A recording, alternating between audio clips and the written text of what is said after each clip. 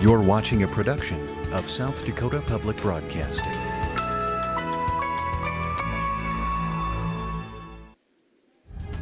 State House program funding provided by the South Dakota Bar Foundation, the educational and charitable arm of South Dakota lawyers and judges.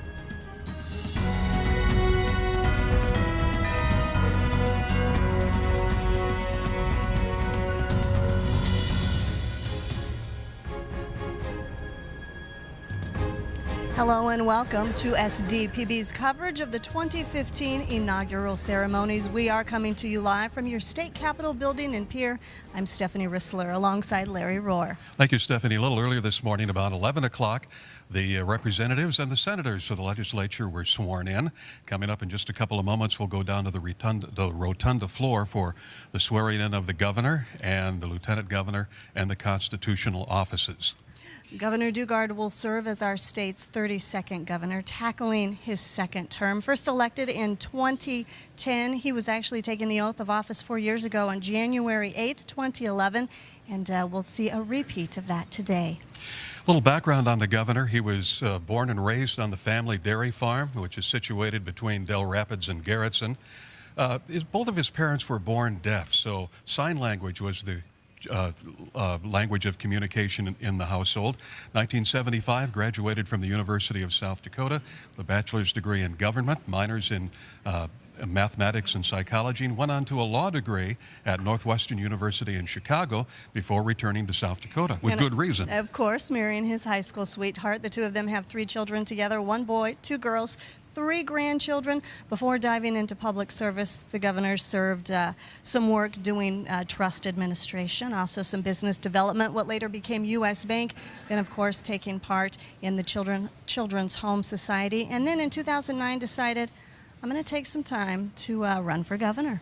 Well, there's a full lineup of official activities throughout the day. Again, the swearing in of legislators earlier today, and we're going to go now to the rotunda floor for swearing in of the governor, the lieutenant governor, and the constitutional officers.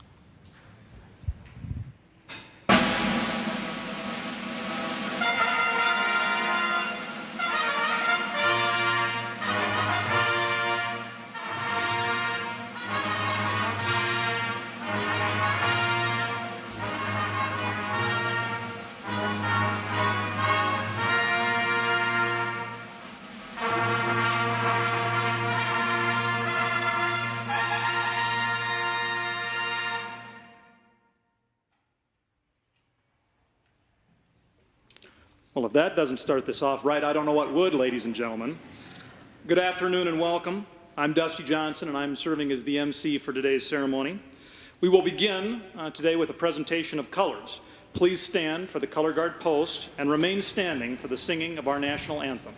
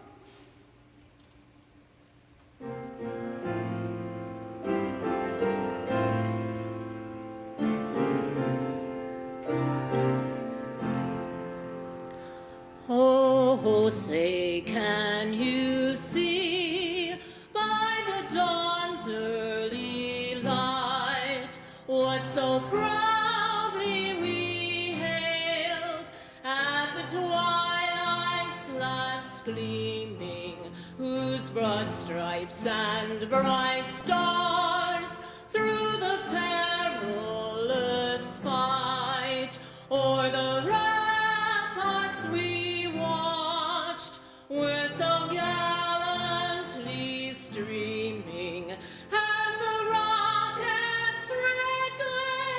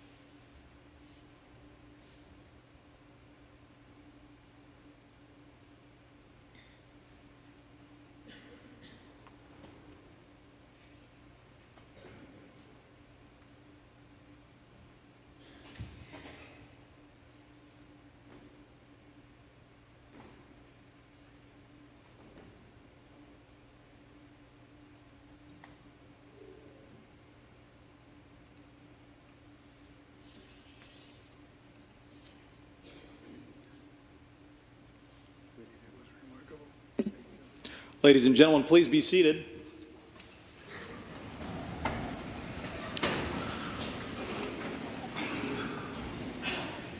Well, good afternoon, and welcome to the most beautiful and the most fully restored state capitol building in the United States.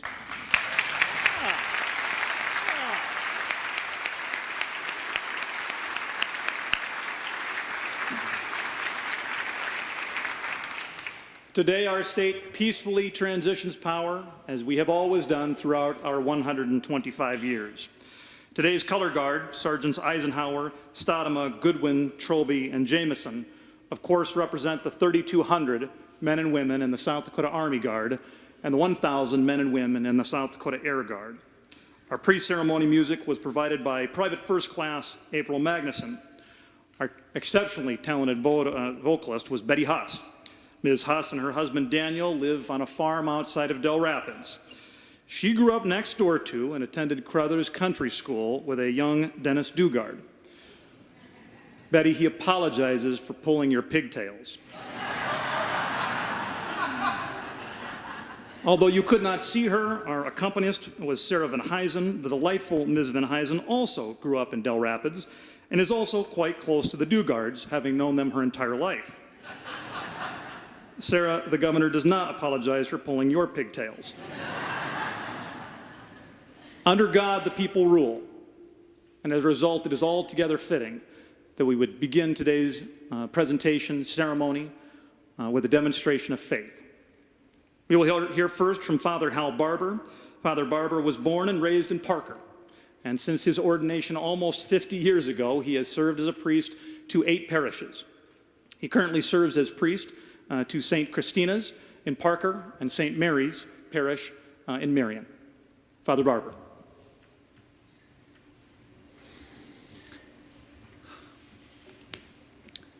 I thank you, and I'm very pleased and proud to be invited to give the inaugural prayer.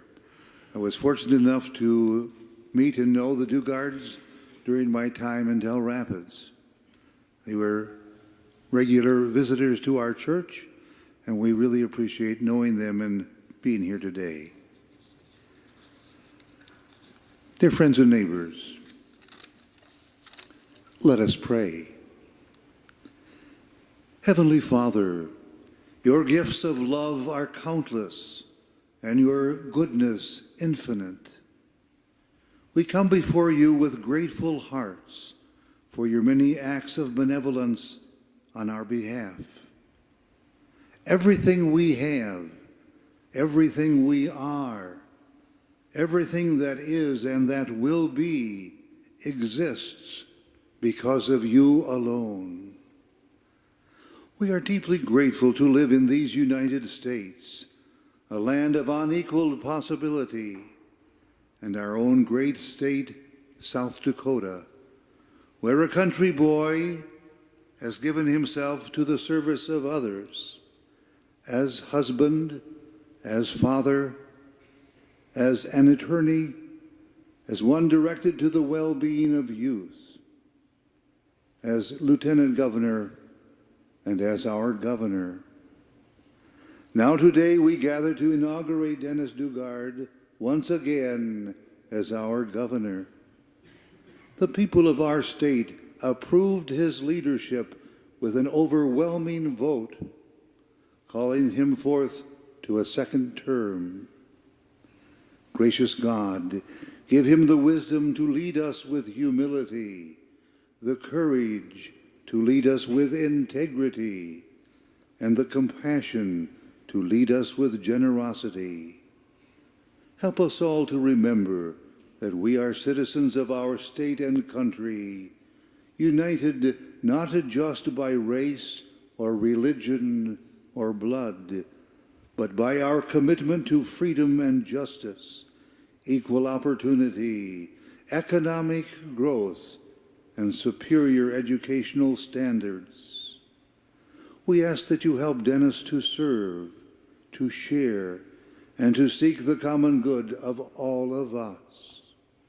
Heavenly Father, we now commit our re-elected Governor Dennis and his wife Linda and their family into your loving care. Walk with them as we look forward to the next 4 years with confidence and pride. We now ask this favor and blessing as we pray in your holy name. Amen.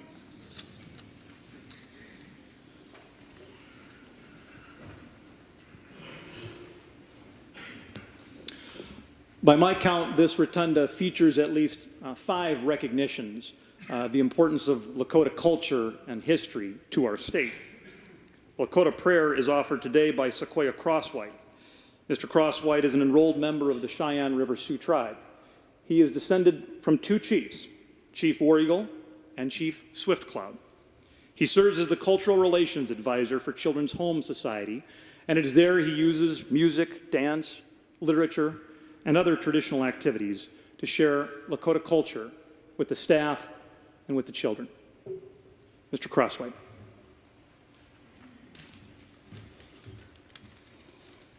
Must acknowledge this is a true honor, and my position at Children's Home Society is a big deal because Dennis was the one who hired me there for it.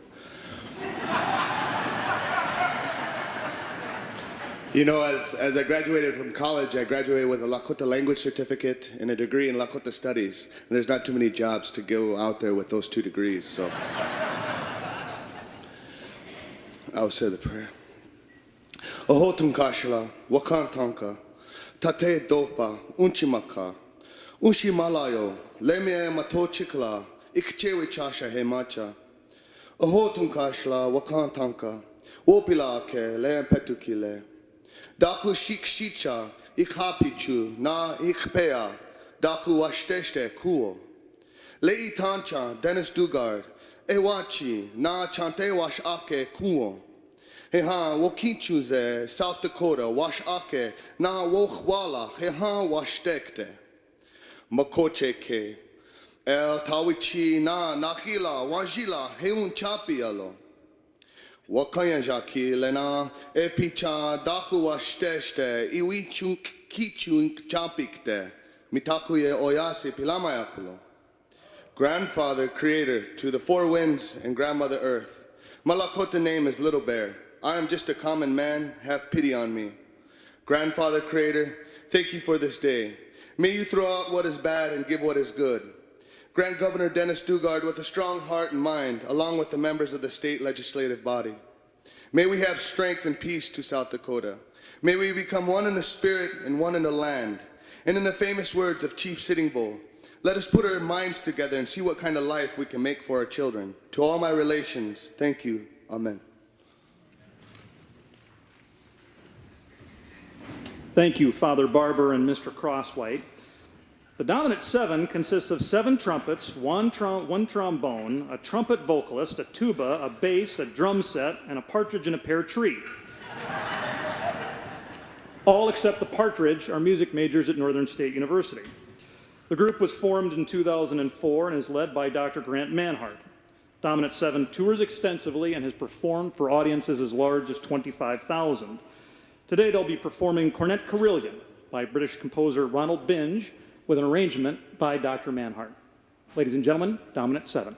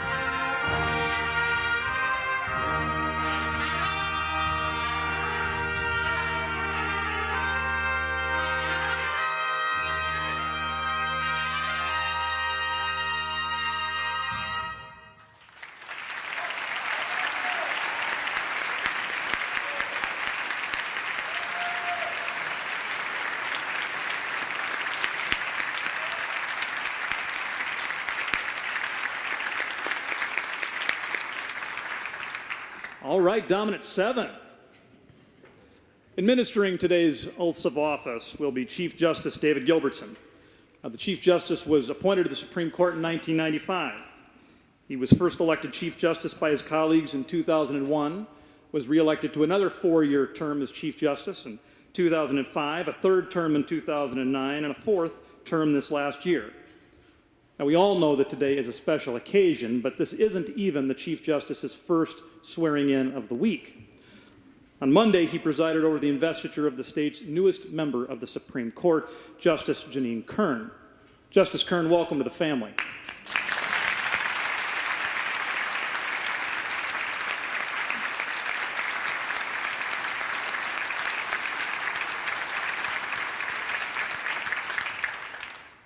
As I begin introducing each elected official, they will make their way to the stage where the chief will administer the oath to them. Today's first oath will be taken by the 32nd governor of the state of South Dakota. He grew up on his family's dairy farm, which his grandparents purchased in 1911 after emigrating from Denmark. His parents were born deaf, making sign language the principal means of communication for his family. He attended a one-room schoolhouse, worked his way through college, washing dishes, waiting tables, and welding on the assembly line. He attended law school at Northwestern, making ends meet as a bus driver, as a law clerk, and most hard to imagine, a security guard. No offense, sir. He moved back into South Dakota in 1981 to marry his high school sweetheart, the truly lovely Linda Schmidt. They have built a loving and successful life with their children and their grandchildren. Throughout the entirety of their lives, they have served others in education, at children's home, in public service. Ladies and gentlemen, Governor Dennis Daugaard will now take his oath.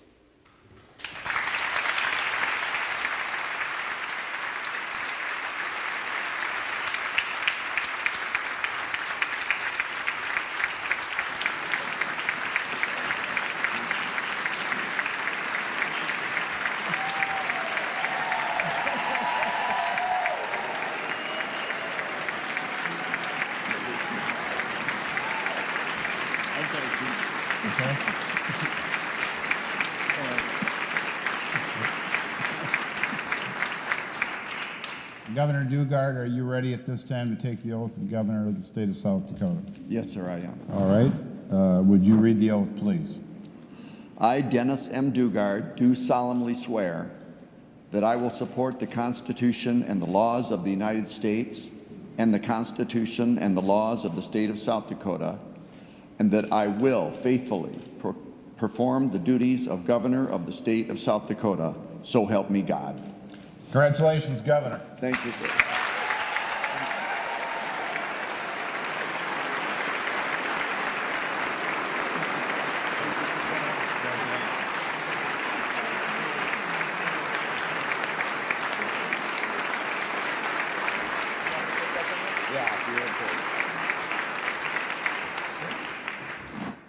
Congratulations, sir. You're street legal for another 4 years. Very good. Our current Lieutenant Governor's responsibilities extend well beyond ceremonial duties.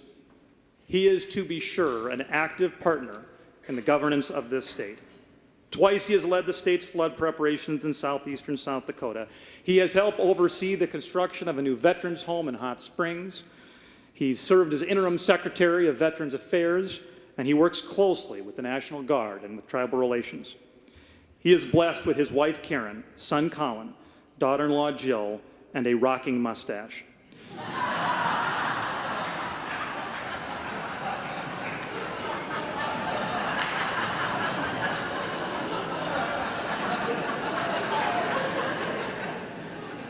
Ladies and gentlemen, Lieutenant Governor Matt Michaels will now take his oath.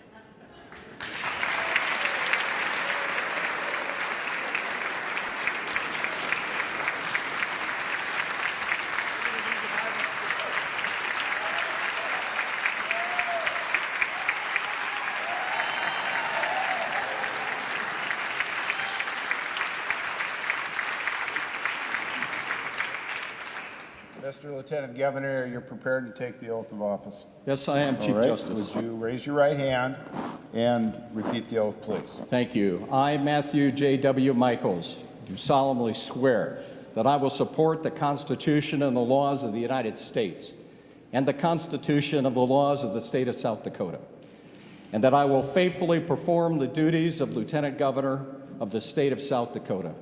So help me God. Congratulations, Mr. Lieutenant Governor.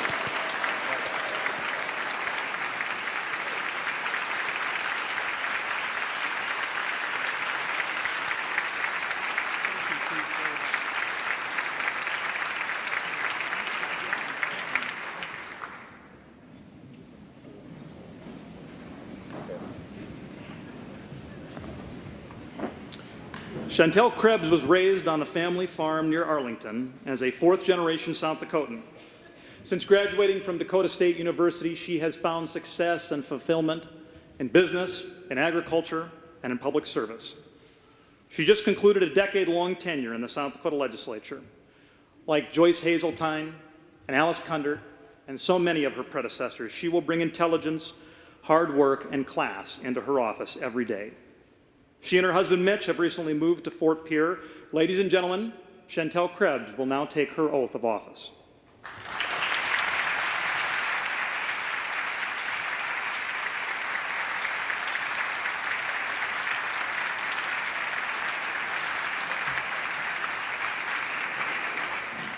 Ms. Krebs, are you ready to take the oath of office as Secretary of State at this time? Yes, Your Honor. Okay, would you raise your right hand and read the oath to me, please? I, Chantel Krebs, do solemnly swear that I will support the Constitution and the laws of the United States and the Constitution and the laws of the state of South Dakota, and that I will faithfully perform the duties of Secretary of State of the state of South Dakota. So help me God. Congratulations, Madam Secretary.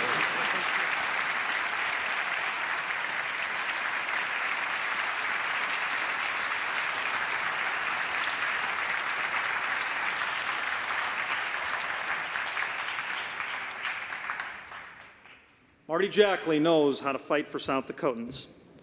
As a Special Assistant AG, as U.S. Attorney, and now as Attorney General, he has long dedicated himself to keeping people safe. He does a good job of it. Marty was raised in Sturgis, graduated from the South Dakota School of Mines, received his law degree from the University of South Dakota, and now lives in Pierre with his wife, Angela, and their children, Michael and Isabella. Ladies and gentlemen, Attorney General Marty Jackley will now take his oath.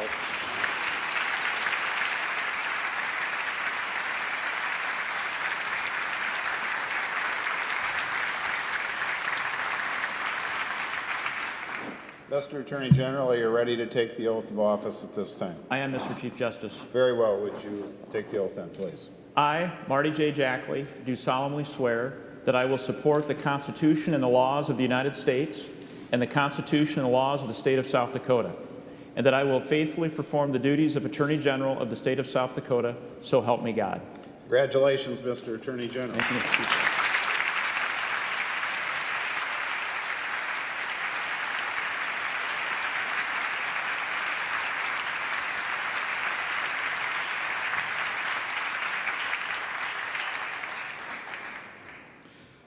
The position of state auditor requires attention to detail, fiscal responsibility, and the highest in ethical standards.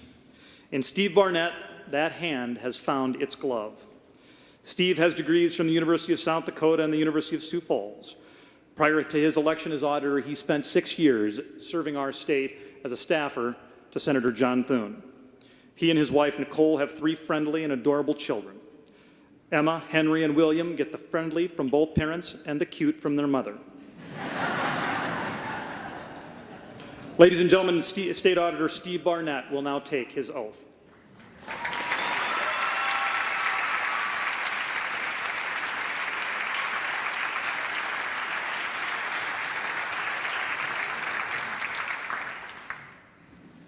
Okay. Mr. Barnett, are you ready to take the oath at this time for State Auditor? Yes, sir, I am. There, you may proceed. I, Stephen J. Barnett, do solemnly swear that I will support the Constitution and the laws of the United States and the Constitution and the laws of the state of South Dakota, that I will faithfully perform the duties of State Auditor of the State of South Dakota. So help me God. Congratulations, Mr. Auditor. Thank you, sir.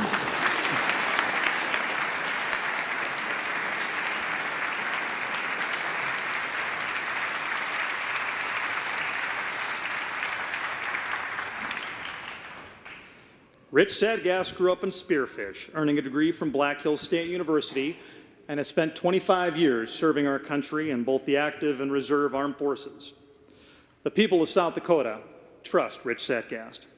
He's been elected statewide 4 times, first as state auditor in 2002 and 2006, then as state treasurer in 2010 and 2014.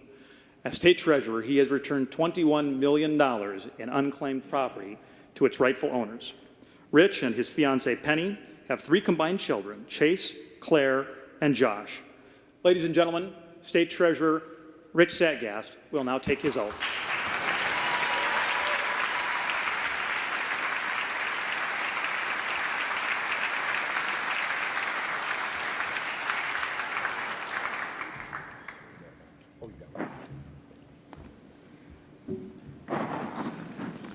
Mr. Sadgast, are you ready at this time to take the oath of State Treasurer? I am, Chief Justice. Okay, would you take the oath, please?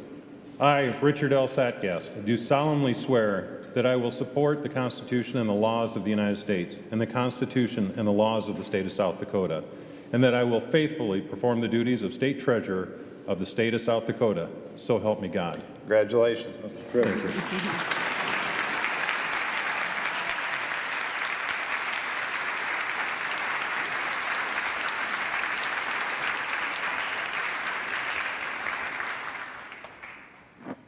Ryan Bruner grew up on a family farm and feedlot operation in Nisland. He graduated from SDSU, was elected to the Brookings City Council, and then worked for the Brookings Economic Development Corporation. For the last few years, he served as Deputy Commissioner of School and Public Lands. Ryan has dedication, know-how, strong moral fiber, and he'll make a great commissioner. He and his wife Whitney live in Pierre with their son Callum. They're expecting a baby girl in April. Ladies and gentlemen, Ryan Bruner will now take his oath.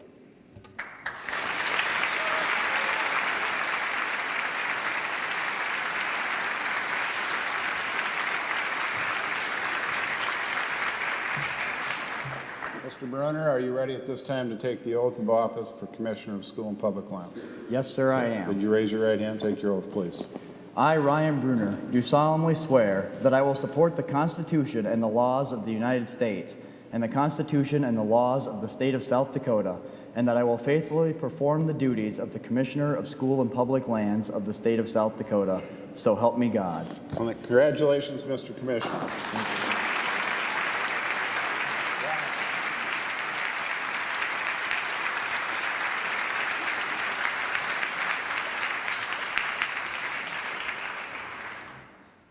Few people have dedicated as much time and talent to public service as Gary Hansen. As state senator from 1983 to 88, as Sioux Falls Utilities Commissioner from 88 to 94, as Sioux Falls Mayor from 94 to 2002, and as a Public Utilities Commissioner for the last 12 years. When the citizens have called, Gary has answered. I viewed his thoughtful and deliberate approach to regulation up close, and I'm better for it. Gary and his wife Sandy live in Sioux Falls and have 3 children and 7 grandchildren. Ladies and gentlemen, Commissioner Gary Hansen will now take his oath.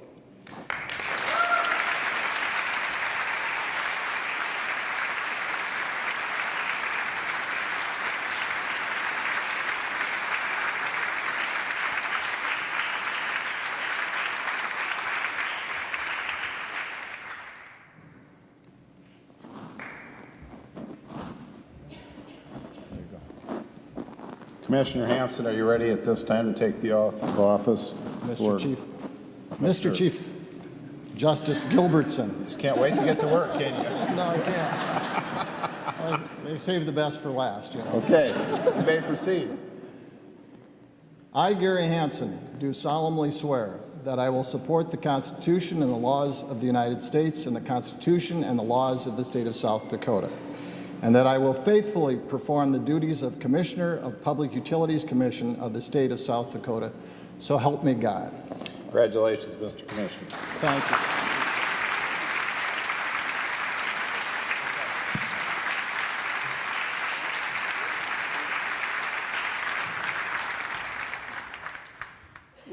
honored today to have a number of dignitaries with us. As I introduce them, I would ask them to rise or otherwise present themselves for recognition. We have U.S. Senator and former Governor Mike Rounds and Jean, right there.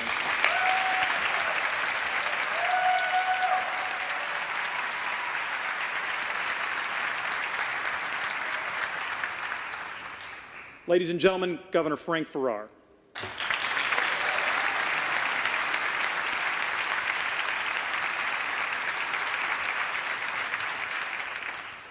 We have Supreme Court Justices Steve Zinter, Glenn Severson, Lori Wilbur, and Janine Kern.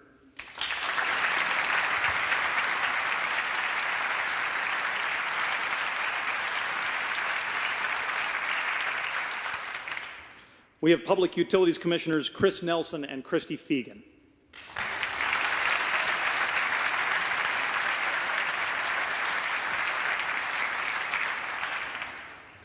At this time, we would like to also recognize all members, current or former, of the South Dakota State Legislature.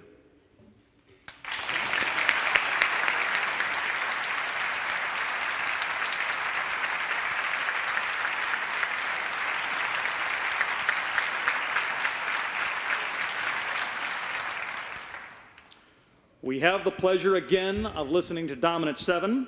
They will now perform Juan Tizol's classic Perdido. Again, the arrangement is by Dr. Manhart.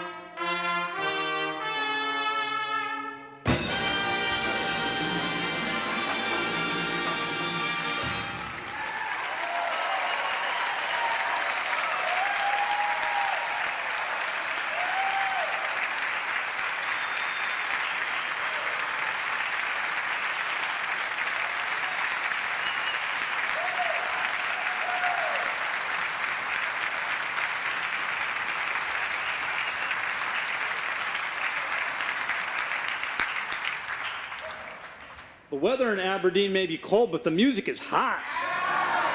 Right? Father and I were talking beforehand, and he said, now what's the name of the group? And I said, Dominant 7, and he counts, and he says, but there are 9 of them. And I said, well, maybe that's why they're so dominant, right? Yeah. No, of course, we do want to thank Dr. Manhart, Nick Reese, Paige Tooker, Alec Nelson, Colton Schaefer, Calvin Kramer, Delana LaBelle, Chase Manhart, Alan Burmeyer, Logan Manhart, ladies and gentlemen, Dominant 7.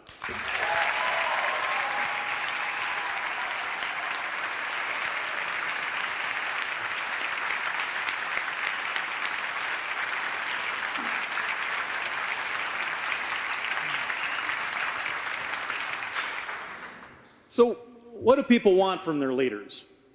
If we surveyed those of us here today, I bet we'd get a lot of similar answers, right? We want fiscal responsibility, we want courage, we want integrity. See, the deal is that politicians know that's what we want. So whether they are those things or they aren't, they tell us they are. Sometimes that makes it tricky. It means that the real mark of a leader is not just what they say, it's what they do. With that in mind, how do we measure this man who is sitting before us? In a few moments, he will deliver a new inaugural address, but how do the words of his last address, delivered on this spot 4 years ago, compare to the actions that he has taken since that day? Well, 4 years ago, he promised us South Dakota would not spend money it didn't have. A few days later, he responded to the recession-induced deficit by cutting his salary, finding efficiencies, cutting every state agency's budget, and eliminating programs. With those and many other hard decisions, our budget was balanced. 4 years ago, he talked about the importance of effectively facing natural disasters and emergencies. Since then, we have seen him care for every corner of this state. He has walked levees at 6 o'clock in the morning. He has spent 20-hour days coordinating tornado response. He's comforted ranchers who have lost their herd. 4 years ago, he promised us that he would make the tough choices, the right choices for our state. When it became evident that our prisons were filling up, he dove into the data. And he admitted to all of us that our justice system was not perfect.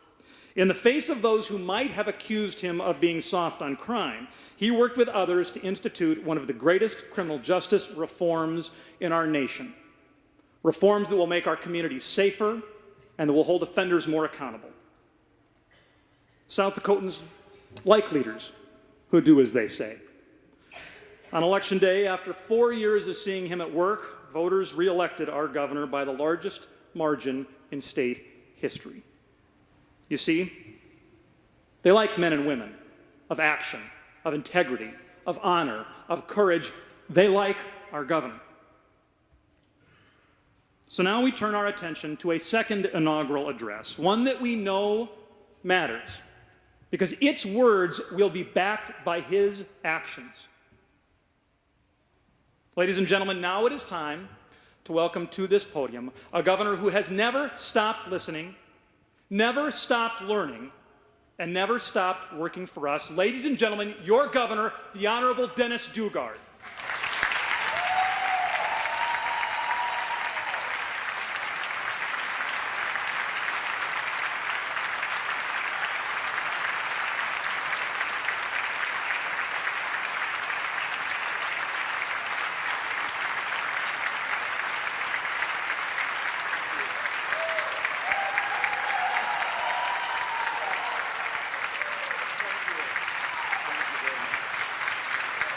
Thank you.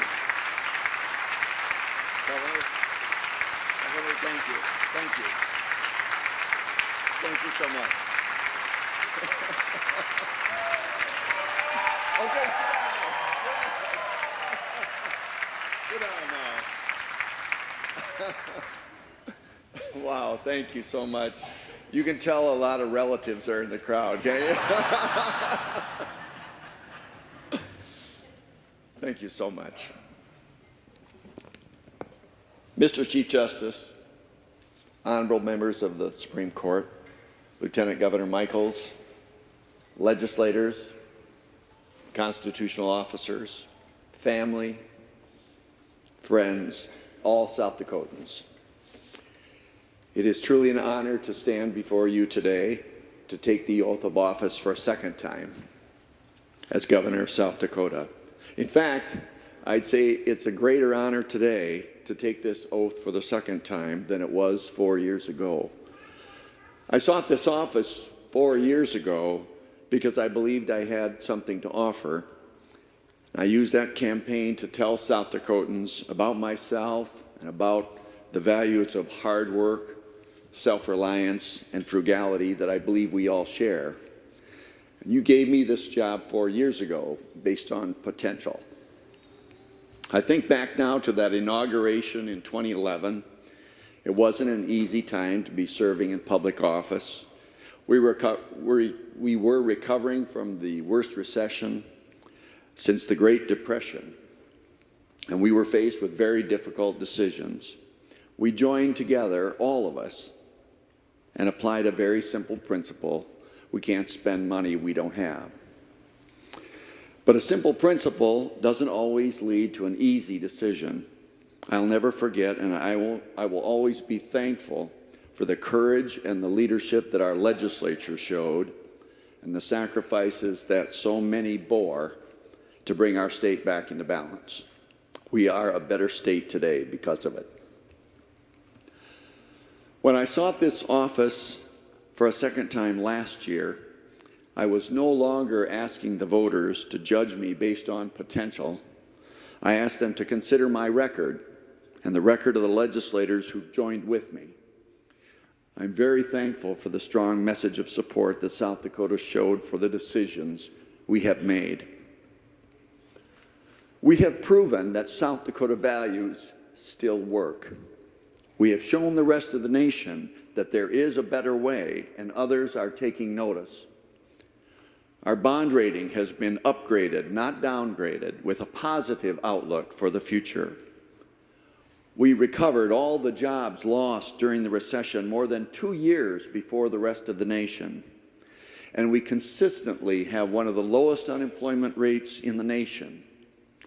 Our agricultural economy is as strong as ever. Again and again, South Dakota has achieved recognition as one of the best or the strongest economies in the nation, the best state to do business, the best tax climate in the nation, the best state for entrepreneurs, the best state for young people, the best state for retirees, the best run state in America. We were even recognized by one source for smiling more than any other state. And I can see that's true. Some of those rankings are more valid than others, but I am always proud to see our state ranked among the best. These rankings are not the source of strength. They are just evidence that the rest of the nation is seeing the results of our values put into practice. It was President Grover Cleveland who said, "A public office is a public trust." I'll say that again. A public office is a public trust. This is a principle I strive to follow.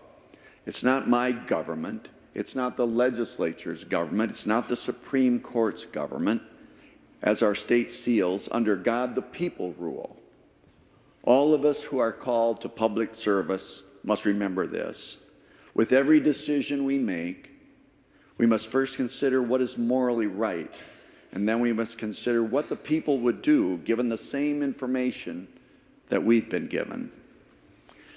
I don't consider myself a person who seeks attention. In some ways, politics doesn't come very naturally to me. But I don't think South Dakotans want attention seekers in government. South Dakotans don't want our state government to be a source of drama or entertainment. We get enough excitement, unpredictability, and cliffhangers from our federal government.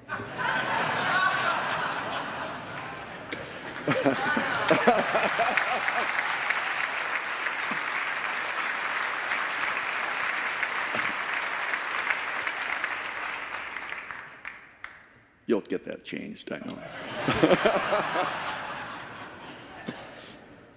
But as our friends in Washington have shown us, good television doesn't make for good government. Partisan warfare does not lead to sound and stable management. The word that best sums up the public trust held by all officials is stewardship. Stewardship. The careful and responsible management of something entrusted to one's care. Good stewardship has been my goal over these past 4 years, and it will be my goal over the next 4 as well. It was good stewardship, careful and responsible management that brought our budget into structural balance years ago.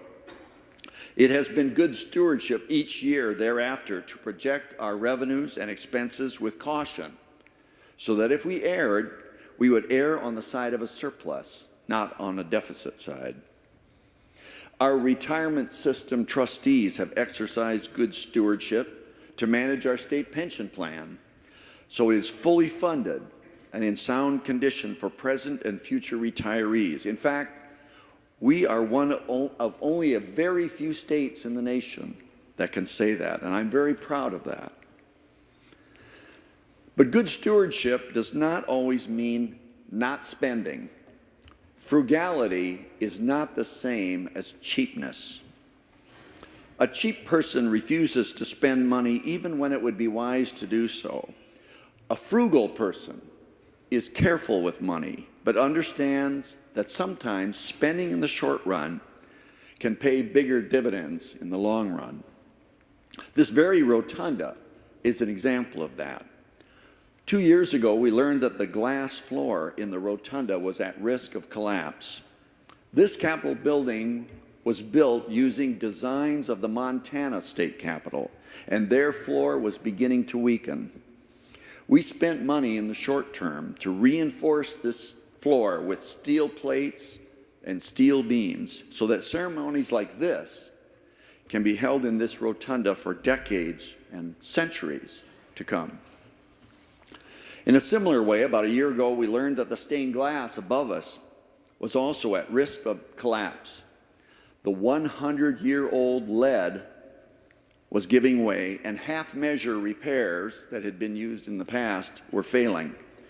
Again, we spent money in the short term to preserve the beauty of this Capitol and to make it more durable, even more durable than originally. It will last for a century or more. Just as it can be wise to spend to strengthen the structure of a building, it can be wise to strengthen the structure of our government. That's why it was good stewardship to enact the reforms of our criminal justice system. These were accomplished in the short term, but with long-term effects to improve public safety, hold offenders accountable, and save money. In fact, only 2 short years later, we have already saved money because of these reforms. Likewise, when we received an unexpected windfall last year, we used the money to retire bonds early and to pay cash for a new veterans home rather than borrowing. We were able to increase spending on education and Medicaid more quickly because of the savings we enjoyed from those decisions. We've protected the beauty of the Black Hills, created new opportunities for recreation in the East and the West, taken steps to preserve our state's pheasant hunting heritage. These are short-term steps with long-term consequences. This principle of stewardship, careful and responsible management, will continue to be my goal for the next 4 years. We won't spend money we don't have. We will keep our budget in structural balance. We will be frugal, not cheap, and seize opportunities to spend in the short term where it can lead to savings or efficiencies or better government in the long term. And we will spend what we need to spend to maintain our state's assets so that when we leave the state, it will be in a better condition than as we found it. Just over 100 years ago, ex-President Theodore Roosevelt spoke at the Sorbonne in the Grand Amphitheater at the University of Paris. He had come to Paris with his son Kermit just days before by way of the Orient Express to give his well-known Citizenship in a Republic speech. The speech emphasized his belief that the success of a republic depends not upon the brilliance of its citizens, but upon their discipline, work, and character, the quality of its people. He told the audience, self-restraint, self-mastery, common sense, the power of accepting individual responsibility and yet acting in conjunction with others, courage and resolution. These are the qualities that mark a masterful people. I believe that these same qualities still mark the citizens of our state. Linda and I are grateful and excited to continue in the roles of Governor and First Lady for another 4 years. I must tell you, though, we found another set of titles that we enjoy even more, Grandpa and Grandma.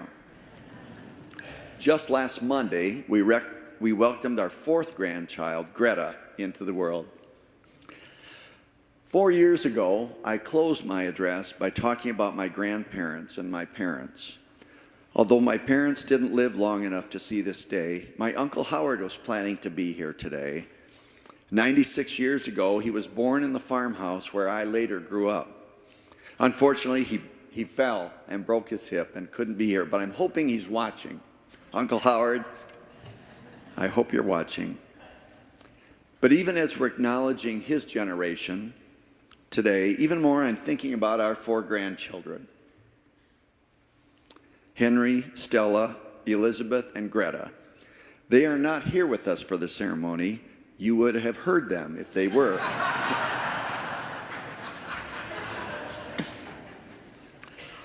If you ask 2-year-old Henry, who's your favorite governor? He'll answer, Grandpa. I kind of like that. Now, when North Dakota Governor Jack Dalrymple was here visiting South Dakota for our 125th anniversary celebration, I was feeling pretty cocky when Henry was asked in Jack's presence, who's your favorite governor? Jack, he said. Henry's parents had foreseen the opportunity to play a little joke on me. It is funny to think about it. But also, these 4 grandchildren will hopefully live to see South Dakota celebrate our bicentennial 74 years from now. I like to imagine that someday before that, in 20 or 30 or 50 years, my grandchildren may look at an old video and listen to what their grandfather had to say here today. As they watch this speech, they will know whether we succeeded or failed. They will know if South Dakota is stronger or weaker than we are today. They'll know at that time if we stayed true to our values of hard work, perseverance, and frugality. They will know if we exercised self-restraint, self-mastery, and common sense, if we accepted individual responsibility, if we showed courage and resolution. These are values I hope to teach my grandchildren, but they're not values I taught to South Dakota. They're values South Dakota taught to me. And we must teach them to our grandchildren and children. And that is why we must all recommit ourselves today to the stewardship of this state. As I said 4 years ago, it is not preordained that South Dakota will always be strong or prosperous or free. It is the obligation of every generation to secure these blessings for the generations to come. If we ever fail, it will be because we forgot those values that have served us for so long. May we in South Dakota always be a masterful people. And like our forebears before us, let us confront the challenges ahead with common sense, courage, and resolution. To do just that is my pledge to you today. Thank you so much for the opportunity to serve you again.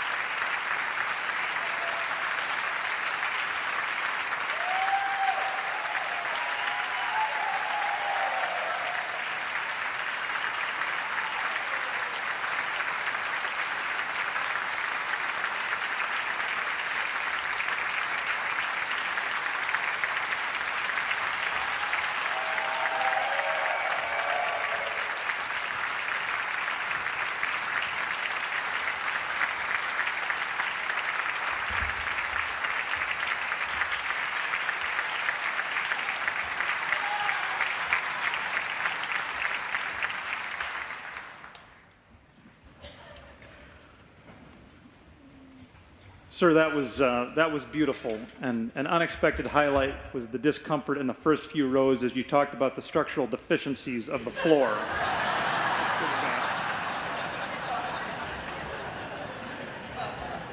Sorry, those of you on television couldn't see it. It was delightful. Ladies and gentlemen, please stand for the retrieval of the colors.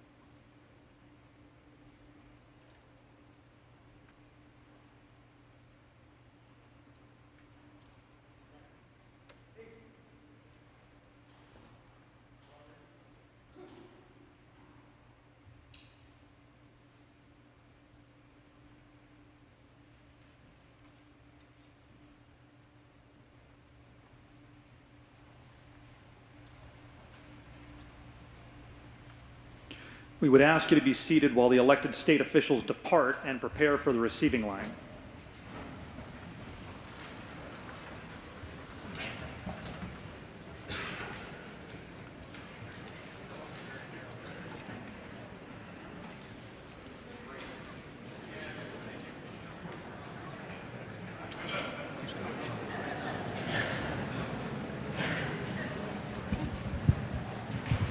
And that does wrap up the oath of office ceremony as our constitutional officers, Governor, are sworn in for the 90th legislative session. Of course, a four-year term ahead of us here in South Dakota.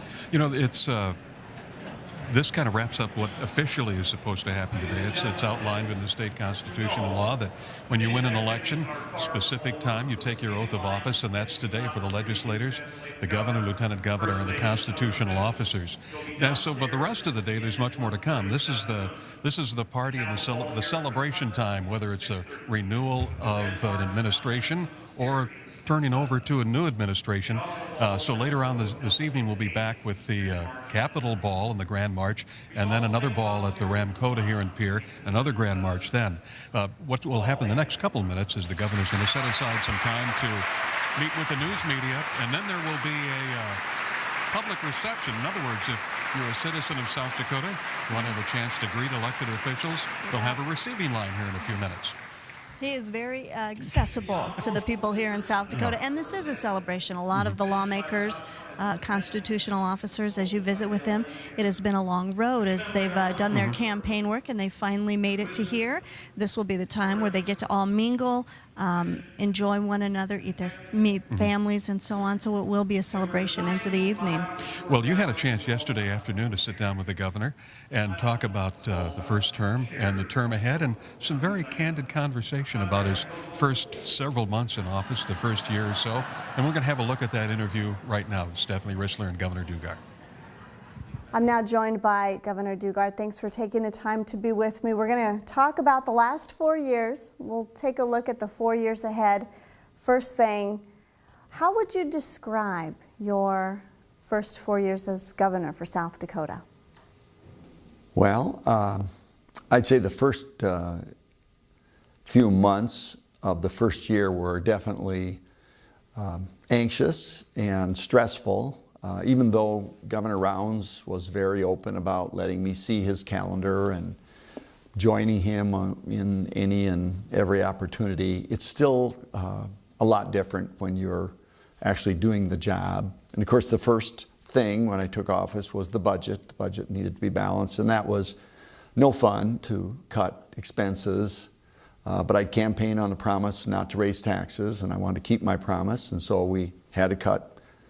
And pretty well across the board, not every program, but every agency had to find some programs within their purview that could be cut, and education had to be cut, Medicaid.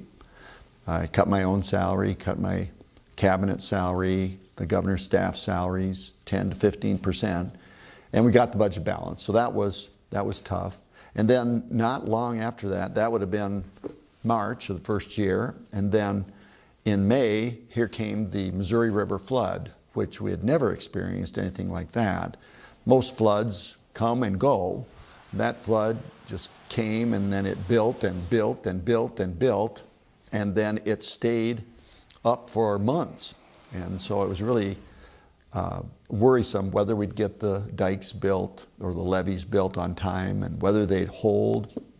And there were a few times when we had some near collapses of the levee, and once it collapsed, then there'd be no preventing the water. So that was stressful. And then also, I believe it was that same first year, we had the murder at the penitentiary with R.J. Johnson. So that first year, I would say, was really a hard year in many ways. It was also hard because I didn't really know how to schedule myself very well. And so I think I tended to overschedule myself, and many South Dakotans are always asking for participation. Come see my business, come to our town, come to our annual meeting of our group, or I need to talk to you about this issue or that issue. And so I did a lot of that, and you have to do a lot of that, but there's some of those things where come speak to our group or come see our town. You need to pace and spread out, because if you fill your schedule, then inevitably there will be things like the flood or the murder that you can't schedule and don't know are going to occur. And then suddenly you've got all these other commitments. So that first year I really didn't schedule myself very well. And to be honest, I did not like being governor, I would say. But over time I've learned to spread myself out a little bit, leave gaps in the schedule, to absorb the inevitable, unpredictable things, so that at the end of the week I'm not just bedraggled from running. And now Linda and I think are both better at that, and we're enjoying it a lot more. There were some very unique challenges for you the first couple of years. Yes. Were there duties that came up beyond what you talked about, going and speaking at meetings, but other things that maybe you surprised you that came along with the job that you just weren't aware of? Well, I don't think so much duties that of which I was unaware. It was more so the diversity and complexity and multiplicity of those duties. You'd go from studying some kind of a criminal justice issue to dealing with a disaster to dealing with some revenue stream to dealing with a personnel matter. It just one thing after another, and many, many very complex issues. And I had a healthy appreciation of my own ignorance, but I was reminded most sensibly about how deep that was, that ignorance, and how many issues there are, and how difficult it is to be fully apprised of all the things that you'd like to know about. So you have to learn to be dependent and delegate and rely upon a capable support staff, capable cabinet secretaries, and I have that. I have great cabinet secretaries, got a great governor's staff. Many of the staff that joined me at the outset of the first term are still with me. I think when Dusty Johnson left at the end of 4 years, he really was one of the longest serving chiefs of staff around the country, and so it's not atypical for you to gain support for a year or two, maybe 3, and then have that person say, well, I've done my public service, and now I need to go back to my regular jobs or go on to other new adventures. But I was surprised, I guess, by the depth and complexity of the issues and how rapid fire they were. Yeah. You talked about some of the challenges, especially the first year and a half or so. What about the rewards that you would discover in this position? Well, and there certainly were and are rewards. When we balanced the budget, it took a lot of hard slogging, but I think people in general look back and say that was a good thing. We got it done, we swallowed our pill, and now things are going along well. Our budget's balanced. We have had 3 years of surplus. We've got our pension plan in fully funded status. We've paid down some debt. So our financial position is very solid. And so I feel very good about that. And that's something I've been nicking away at every year, something or other to do with finances, and I'll continue to do that. I think there's a lot of opportunity for that to go downhill in state governments, and I like to try and push us uphill a little bit so that if ever there is a temptation to spend a little bit more than we should or borrow a little bit more than we should, we're in a good position already and not adding to a mountain of debt or adding to a deficit or something. So I feel very good about that. That's been rewarding. And we've got the levies up, and they did hold. And also, even during those times that were stressful, like during the floods, you come across just the best in people. You see South Dakotans at their finest. They're helping themselves, not complaining. They're helping their neighbors after they help themselves. They come to the aid of strangers when they have no need themselves to help others who are in need. And I saw that not only in the flood, but during Winter Storm Atlas, and again just last summer with the Wessington Springs tornado and the flooding on the Sioux River. Just to see it again and again in South Dakota, and it makes me so proud to be associated with all the people of South Dakota. You've kind of alluded to this next question, but the things that you're most proud of so far that you've been a part of? Well, the budget, balancing the budget. I think criminal justice reform. I think our adult system. I'm going to mention that in the State of the State on Tuesday. We had our first Oversight Committee report, and it's early, but so far so good. The prison population has stabilized and even flattened out pretty well. We're a little bit ahead of our projections, a little better than projections. It's still early, but so far so good. So those kinds of things feel good. This would have been the year I would have had to propose a multi-million-dollar capital expenditure to build a new women's prison. I don't have to make that proposal this year. because our women's prison population has declined. So some of those adult reforms have had the intended effect, and that's good. And our public safety is improved, not reduced. So that's good. Economic development, we've restored an important economic development tool that we had been at a disadvantage. Other states don't tax equipment and machinery for new businesses. We do when a new business comes in. We have now in statute the authority to forgive that if it makes a difference, whether they'll come or not come. We don't have to automatically forgive it like we would in a pipeline that's coming through anyway, because it's the shortest point between A and B, and that was one of the flaws in the old program. But that's a success. Better government. I think South Dakota government is a little more transparent now. We're more accessible. If you want to know how the rules are being made, you can go to our rules portal.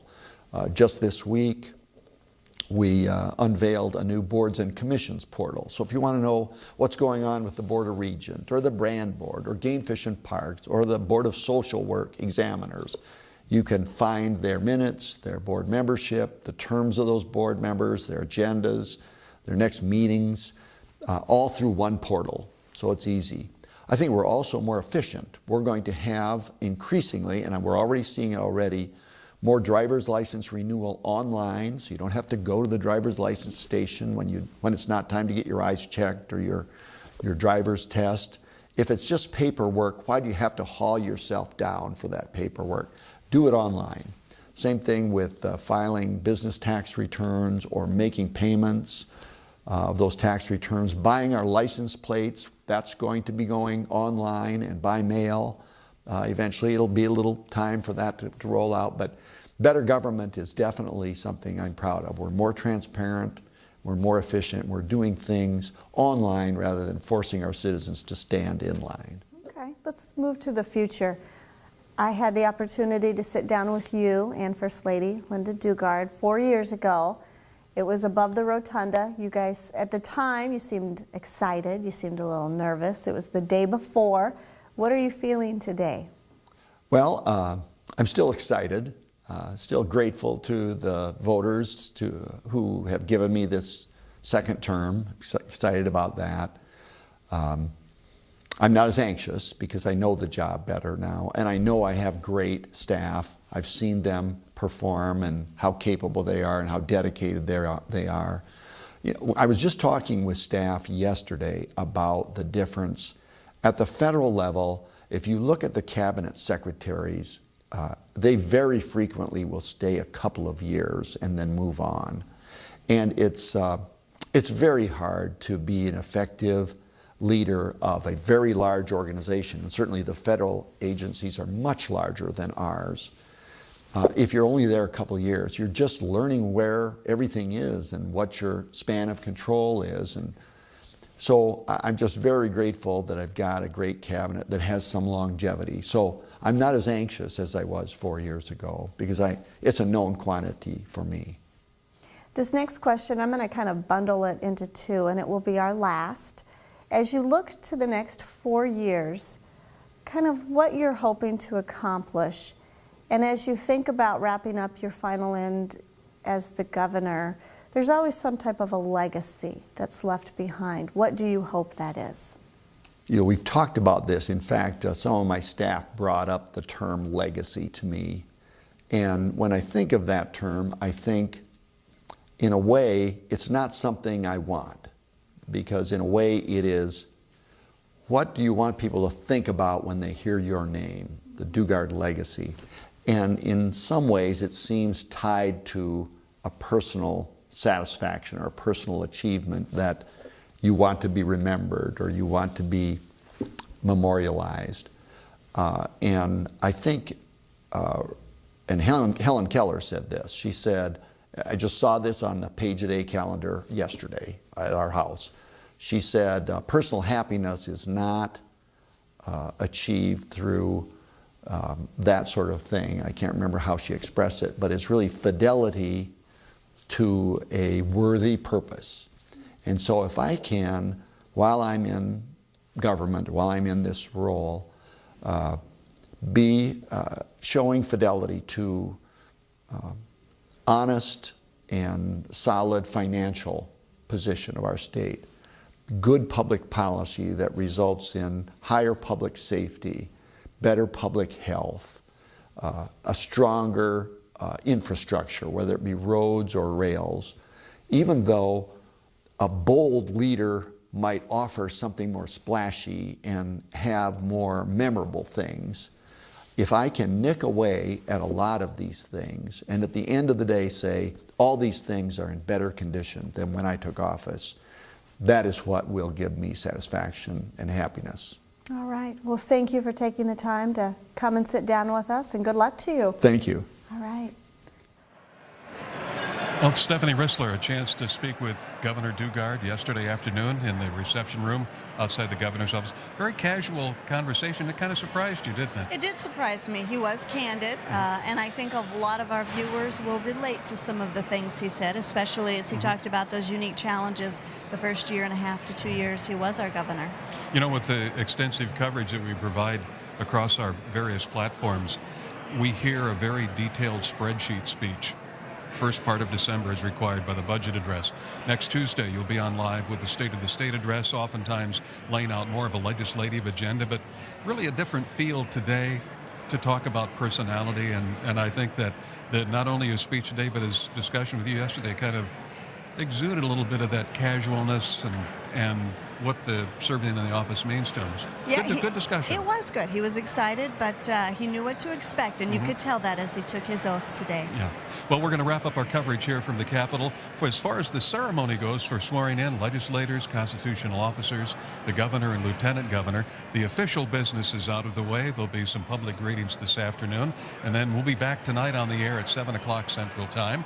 It's time for the party. Two official balls, Capitol Ball and then another ball at the Dakota in Pierre a little later on. But there is a very, got a little pageantry and red carpet walk and a grand march. We'll be back to help show you and share with South Dakota a little later on this afternoon. That's right. As you said, that will begin live right here on SDPB television. You can also view it online at sdpb.org.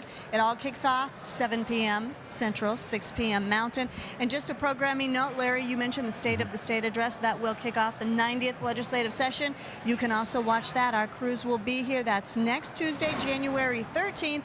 1 p.m. Central, noon Mountain. On behalf of all of us, for Larry Rohr, everyone with South Dakota Public Broadcasting, I'm Stephanie Rissler. We'll see you back here tonight. State House program funding provided by the South Dakota Bar Foundation, the educational and charitable arm of South Dakota lawyers and judges.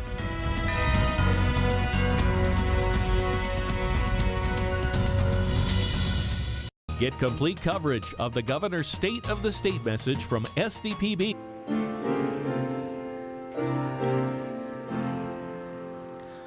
Oh, say, can you see by the dawn's early light what so proudly we hailed at the twilight's last gleaming, whose broad stripes and bright stars through the perilous fight o'er the ramparts we watched were so gallantly streaming, and the rockets' red glare, the bombs bursting in air, gave proof through the night that our flag was still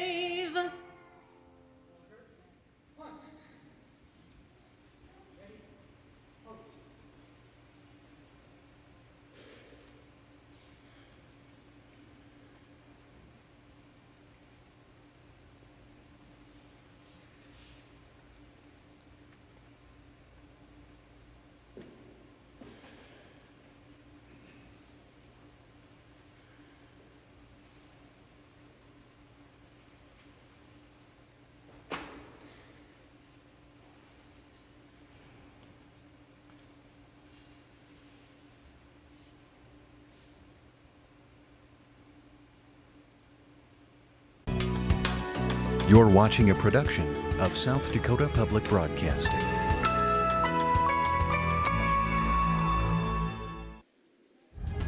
State House program funding provided by the South Dakota Bar Foundation, the educational and charitable arm of South Dakota lawyers and judges.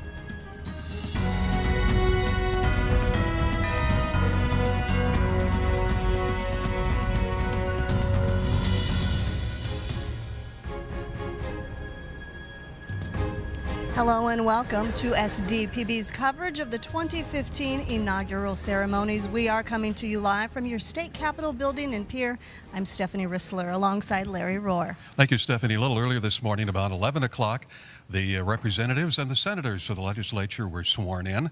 Coming up in just a couple of moments, we'll go down to the rotunda floor for the swearing in of the governor and the lieutenant governor and the constitutional offices.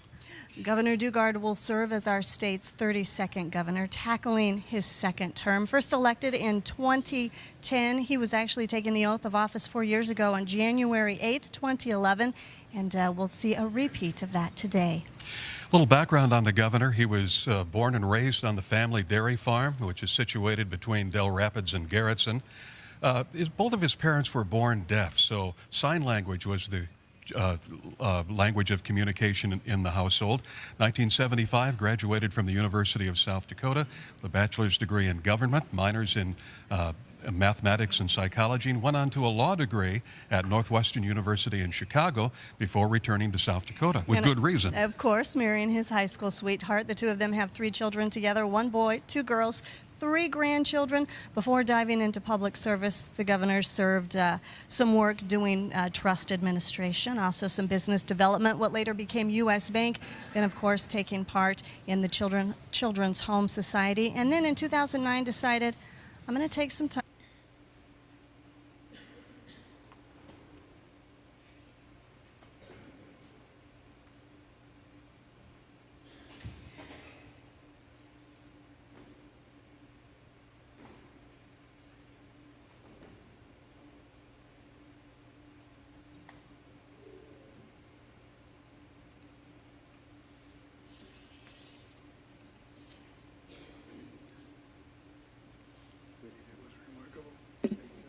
Ladies and gentlemen, please be seated.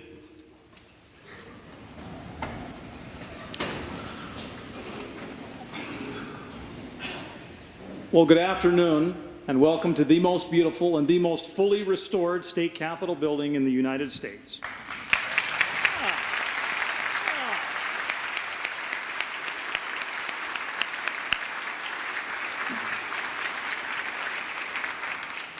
Today, our state peacefully transitions power, as we have always done throughout our 125 years. Today's color guard, Sergeants Eisenhower, Stoudemire, Goodwin, Trowbridge, and Jameson, of course, represent the 3,200 men and women in the South Dakota Army Guard and the 1,000 men and women in the South Dakota Air Guard. Our pre-ceremony music was provided by Private First Class April Magnuson. Our exceptionally talented vocalist was Betty Huss. Ms. Huss and her husband Daniel live on a farm outside of Del Rapids. She grew up next door to and attended Crothers Country School with a young Dennis Daugaard. Betty, he apologizes for pulling your pigtails. Although you could not see her, our accompanist was Sarah Van Huysen. The delightful Ms. Van Huysen also grew up in Del Rapids and is also quite close to the Daugaards, having known them her entire life. Sarah, the governor, does not apologize for pulling your pigtails. Under God, the people rule. And as a result, it is all time to run for governor. Well, there's a full lineup of official activities throughout the day. Again, the swearing in of legislators earlier today, and we're going to go now to the rotunda floor for swearing in of the governor, the lieutenant governor, and the constitutional officers.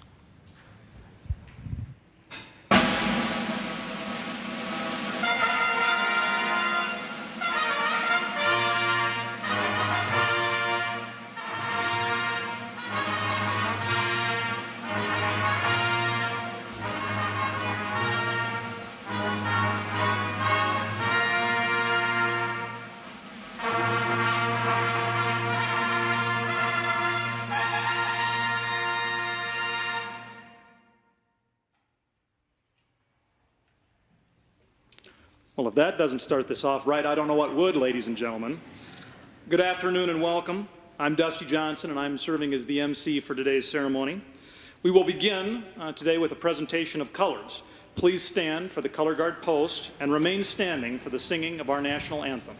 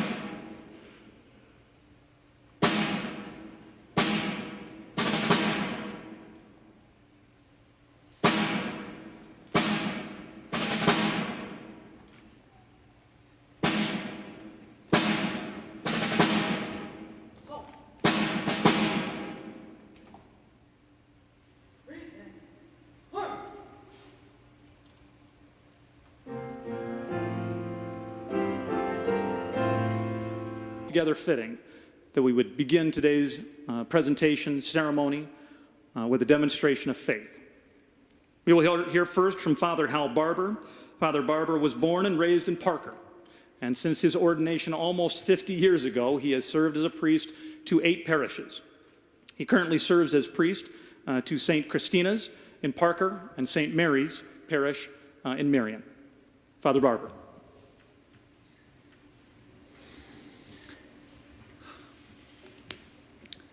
I thank you, and I'm very pleased and proud to be invited to give the inaugural prayer.